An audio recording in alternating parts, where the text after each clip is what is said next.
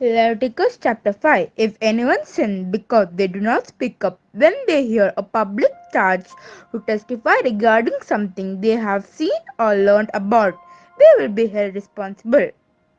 If anyone becomes aware that they are guilty, if they unwittingly touch anything ceremonially unclean, whether the carcass of an unclean animal, wild or domestic, or of any unclean creature that moves along the ground, and they are unaware that they have become unclean, but then they come to realize their guilt, or if they touch human uncleanness, anything that would make them unclean, even though they are unaware of it, but then they learn of it and realize their guilt, or if anyone thoughtlessly takes an oath to do anything, whether good or evil, in any matter one might carelessly swear about, even though they are unaware of it, but then they learn of it and realize their guilt.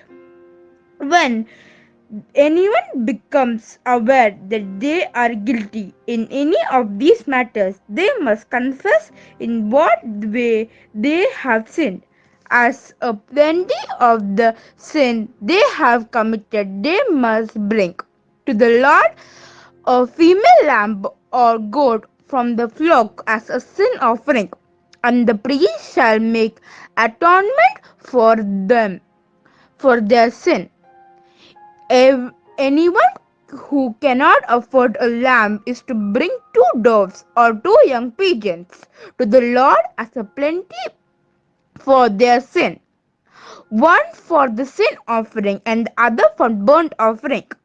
They are to bring them to the priest, who shall first offer the one for the sin offering.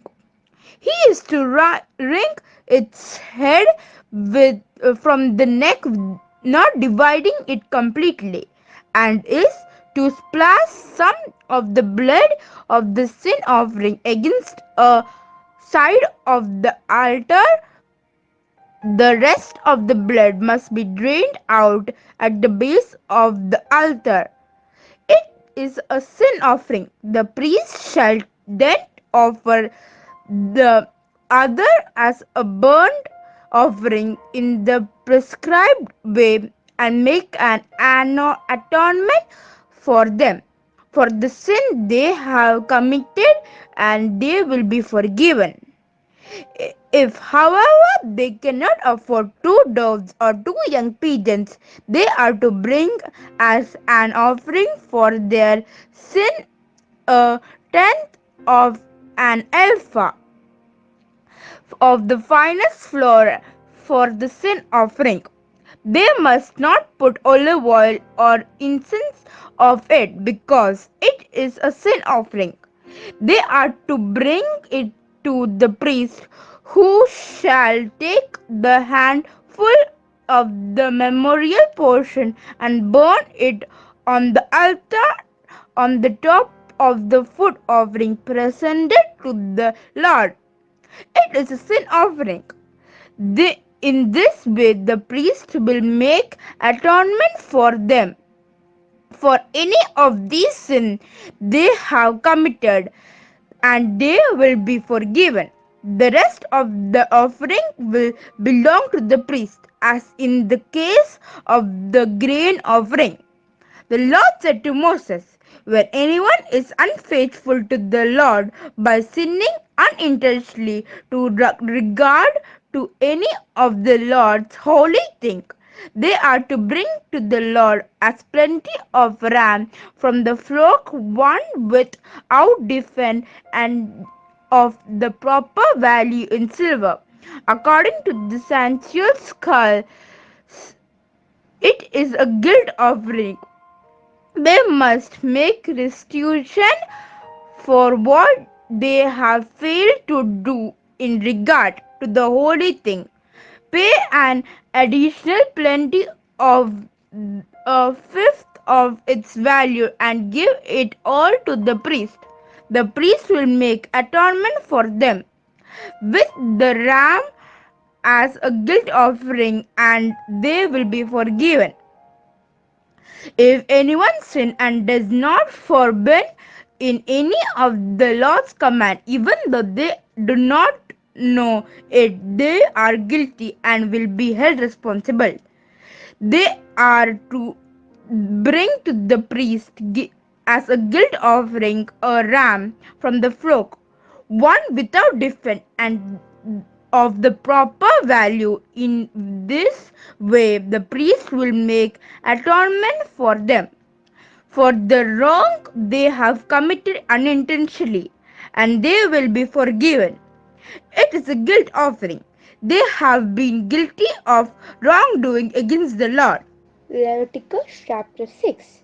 The Lord said to Moses, if anyone sins and is unfaithful to the Lord by disobeying a neighbor about something entrusted to them or left in their care, or about something stolen, or if they cheat their neighbor, or if they find lost property and lie about it, or if they swear falsely about any such sin that people may commit, when they sin in any of these ways and realize their guilt, they must return what they have stolen and taken by extortion, or what was entrusted to them, or the lost property they found, or whatever it was they swore falsely about.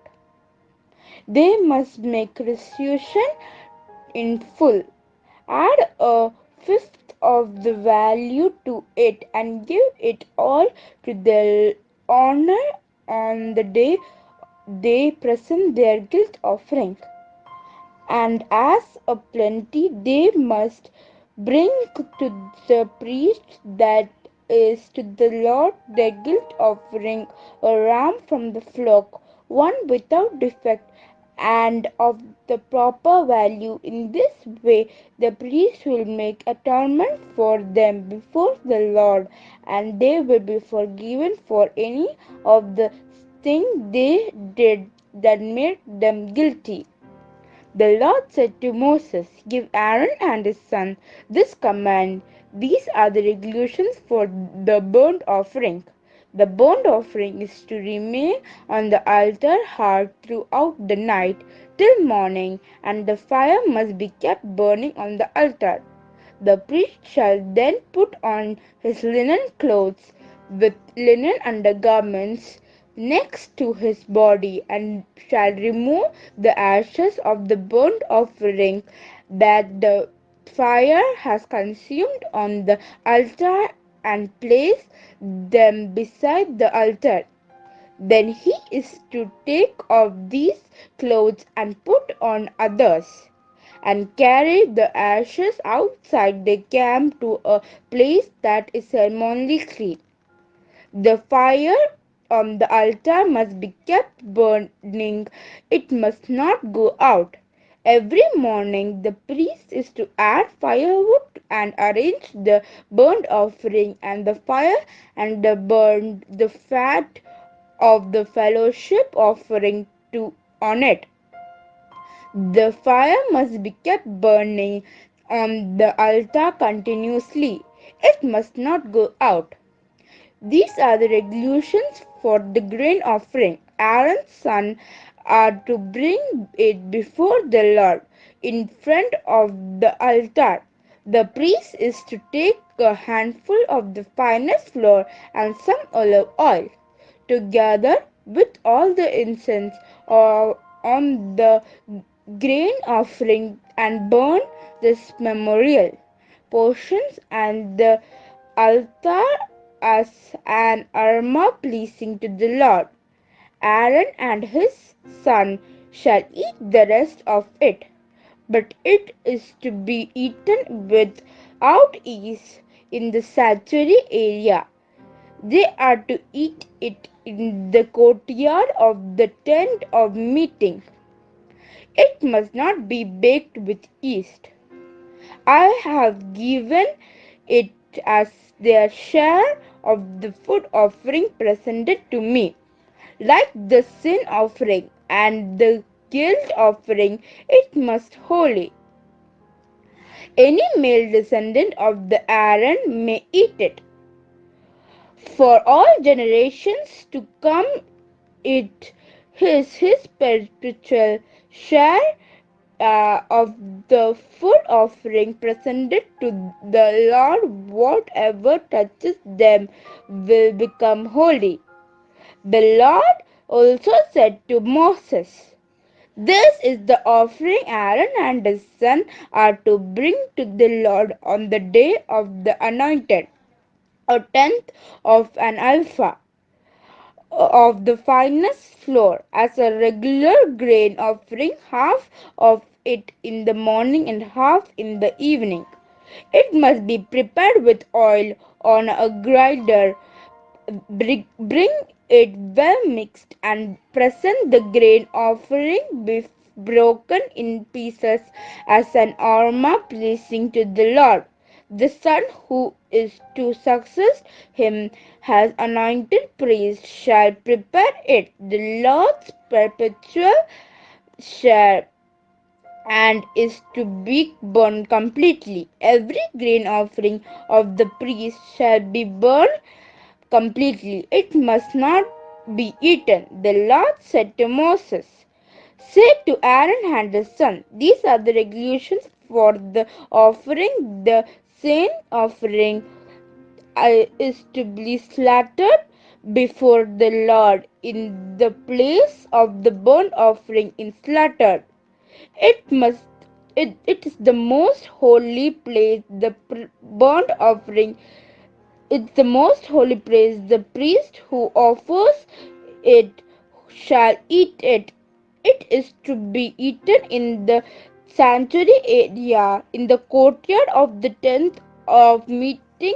Whatever touches any of the flesh will become holy, and if any of the blood is spattered on the garment, you must wash it in the sanctuary area. The clay pot the meat is to cook and it must be broken, but if it is cooked in the bronze pot, the pot is to be scoured and rinsed with water. Any male in the priest family may eat it. It is most holy. But any sin offering whose blood is brought into the tent of the meeting to make atonement in the holy place must not be eaten. It must be burnt up. Leviticus chapter 7. These are the regulations for the guilt offering, which is most holy. The guilt offering is to be slaughtered in the place where the burnt offering is slaughtered, and its blood is to be splashed against the side of the altar. All its fat shall be offered, the fat tail and the fat that covers the internal organs, both kidney with the fat on them, near the lion, and the long lobe of the liver, which is to be removed with the kidney. The priest shall burn them on the altar as the food offering presented to the Lord. It is a guilt offering. Any male in a priest family may eat it, but it must be eaten in the sanctuary area. It is most holy. The same law applies to both the sin offering and the guilt offering. They belong to the priest who makes atonement with them. The priest who offers the burnt offering for anyone may keep it hide for himself. Every grain offering baked in an oven or cooked in a pan or on a griddle belong to the priest who offers it, and every grain offering, whether mixed with olive oil or dry, belongs equally to all the sons of Aaron. These are the regulations for fellowship offering. Anyone may priest present to the Lord. If they offer it as an expression of thankfulness, then along with this thank offering, they are to offer thick loaves made without yeast, and with olive oil mixed in thin loaves made without yeast and brushed with oil, and thick loaves of the finest flour, well kneaded and with olive mixed in, along with their fellowship offering of thanksgiving. They are to present an offering with thick loaves of bread made with yeast. They are to bring one to each kind as an offering of contribution to the Lord. It belongs to the priest who splashes the blood on the fellowship offering against the altar. The meat of their fellowship offering of thanksgiving must be eaten on the day it is offered. They must leave none of it till morning.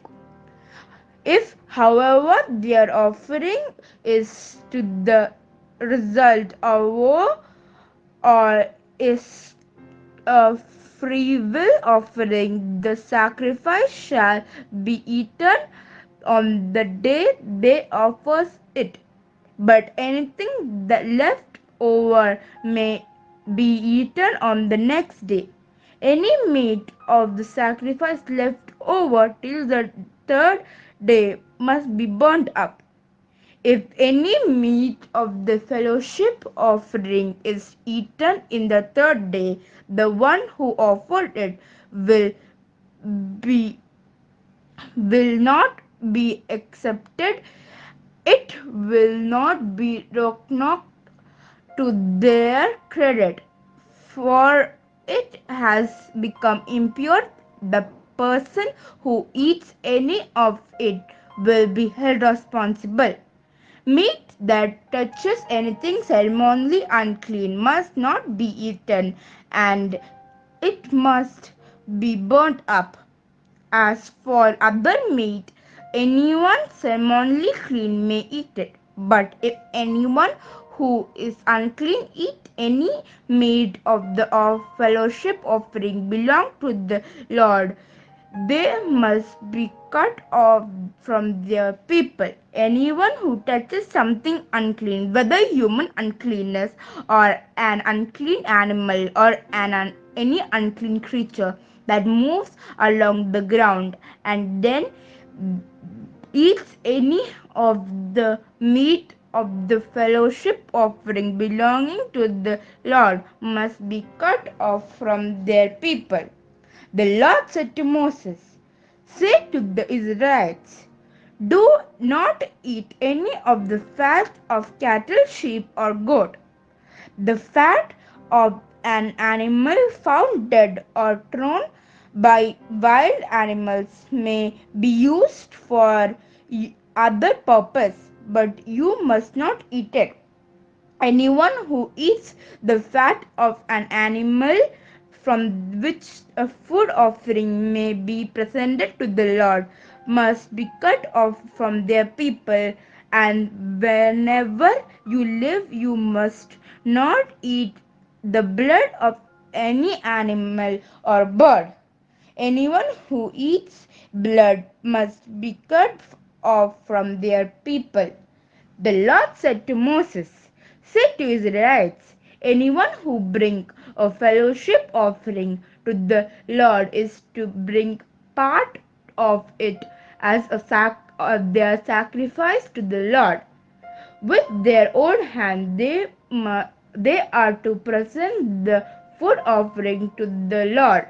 They are to bring the fat together with the priest and the wave the priest before the Lord, and the wave offering. The priest shall burn the fat on the altar, but the priest belongs to Aaron and his son.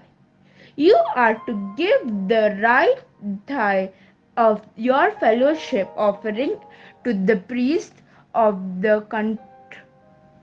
contribution, the son of Aaron who offers the blood, and the fat of the fellowship offering shall have the right thigh as his share. From the fellowship offering of the Israelites, I have taken the beast that is waved at the thigh that is presented, and have given them to Aaron the priest and his son as a perpetual share from the Israelites.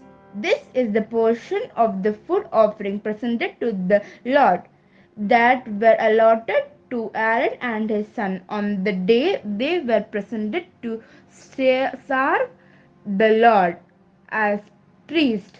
On the day they were anointed, the Lord commanded that the Israelites give this to them as a perpetual share for the generation to come. These then are the regulations for the burnt offering, the grain offering, the sin offering, the guilt offering, the coordination offering, and the fellowship offering, which the Lord gave Moses the Mount Sinai in the desert of Sinai on the day he commanded the Israelites to bring their offering to the Lord.